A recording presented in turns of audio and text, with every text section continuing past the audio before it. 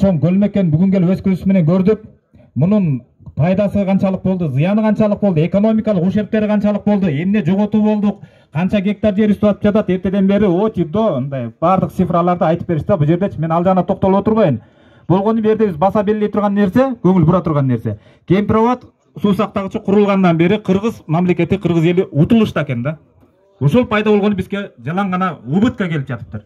Анда биз кандай чечиш керек туугандар? Же Өзбек тарап биздин буга чейинки түзүлгөн келишимдердин четинде аткарбаса, 15% гана кыймылдап тура калганын аткарбаптыр. Айтпайлыкпы, сууңду агыста Кемпирабадтын чечип алып кет, жерди калтыр бизге дебейли, башты ортпай. Бошоткула дебейли жерди.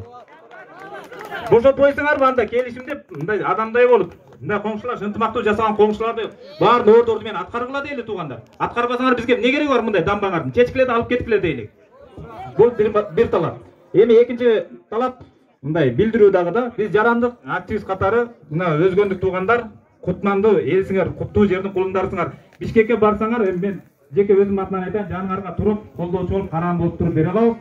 Болгону алдыга ушул жерде жүргөндө жаш күчтүү, мындай келечектен үмүттөндүргөн жаш жигиттерди, кыздарды эжелерди алып барсаңар, биз карыбызды казыктып туруп беребиз.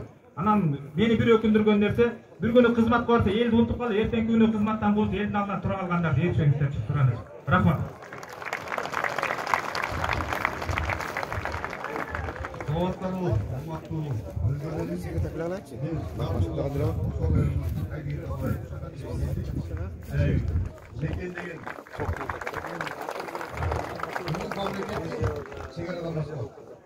Мен de o anda çekerada şirketken büyük günde Ukemka degen ip.